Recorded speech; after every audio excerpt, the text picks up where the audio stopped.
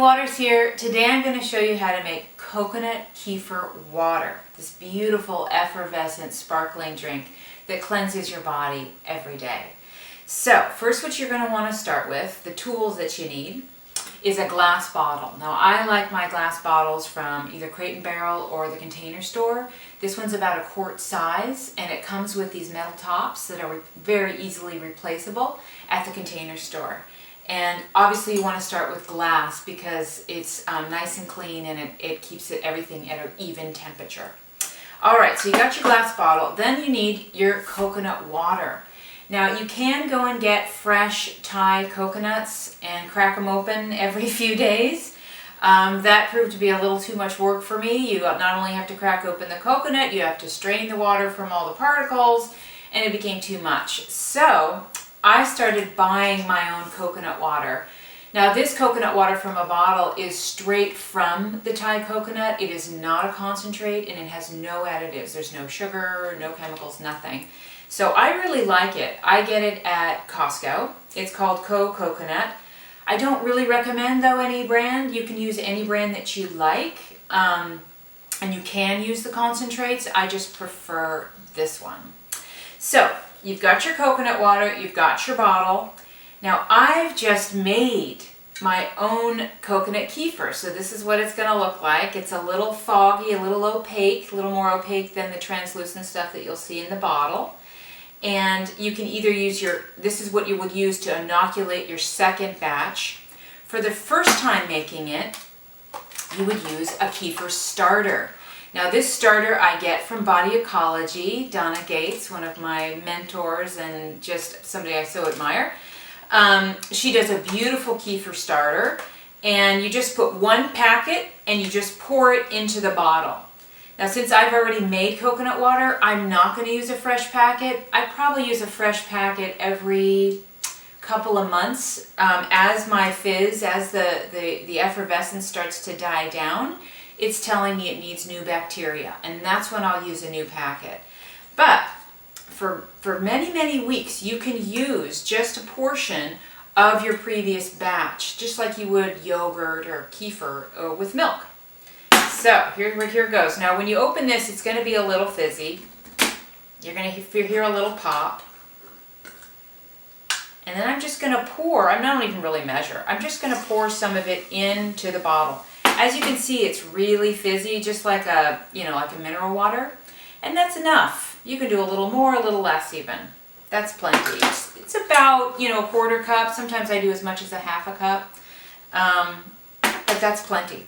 So then you've got your starter going with either the packet or the fresh kefir.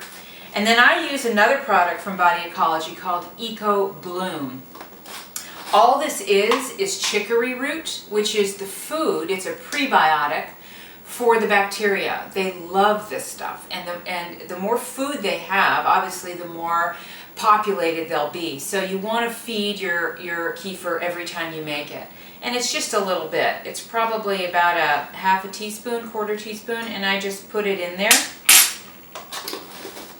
And just to give it a little bit more food. You can also use this Eco Bloom in your own smoothies and salad dressings. It doesn't have any flavor, it's just slightly sweet. So you can add this as a prebiotic to your own diet as well. Alright, so now I take my coconut water and you just pour it in. Pour it all the way in, and as you'll see, it's a little translucent.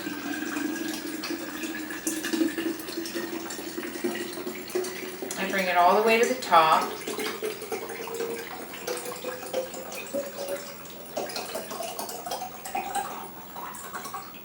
Just like that. I leave a little bit of space at the top. So I have a little extra, and of course I just keep this in my fridge for the next time. Because the next time I'm going to make this is just in a few days. The other question a lot of people ask me is, what if I don't want to make this much every few days? Because I go through this, me and my husband drink it, regularly all day long. But if you just want to make half this much, then just make half this much. Just get a smaller bottle and use obviously a little less starter, and just make it smaller batches. And again, this isn't a perfect science. You don't have to put in a certain amount of starter. you can just put in at least a few tablespoons and you're good to go. All right, so now all I do is put on the top nice and tight. You want to make it tight because the carbonation is going to want to escape through the top, and so that if you keep it nice and tight, you'll keep those bubbles inside. Otherwise, it may come out as being a little too flat. The kefir could still work, but you want those bubbles. Okay, so then I just give it a little shake to get that chicory root all mixed in, and then I take my little bin. I've got a little plastic bin that I like to use, where I've placed my heating pad right in the bin. Now, you want to use a heating pad just because you want the temperature of your kefir to stay around 90 degrees. You don't want it to go too much higher, too much lower, because that's sort of the perfect temperature for the bacteria to grow. But they won't, again, it doesn't have to be perfect. And so I just get your regular heating pad that I can set to low. It does not automatically turn off. You don't want to get the kind that will automatically turn off after a couple of hours. You need to get the kind that stays on. And you just set it at low. I put my heating pad down, and then I put a towel down because the heating pad's a little too hot to put my bottle right on. So I put a towel down, and it's a nice thick towel. And also, in a couple of cases, I have had the kefir explode. Now, I don't mean to scare you, but you do want to put this in a place where it's fairly protected in case there is an accident like that. During the summer months, it can get a little hot, and sometimes you can get a little too much activity in there. So I have had a couple of accidents there. No big deal, but it did have water all over the place. I also wanted to show you the difference in color. Now this one's a little more translucent. If you can see on camera, this one's a little more opaque, and that's what you're looking for. Once it becomes kefir, it turns a little bit opaque.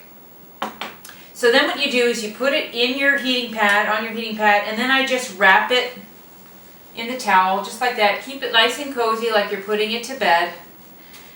And you let it sit there for 36 hours. And at 36 hours, you're going to have this beautiful drink. So what I do is I make it in the morning. Usually around breakfast, I'll just do this quick thing and run it upstairs, and then I know it'll be ready the following evening. Or you can, vice versa. You could do it in the evening, and then it'll be ready, 2 mornings later. So that's it. That's your coconut kefir water. You see how easy it is? I hope you make it.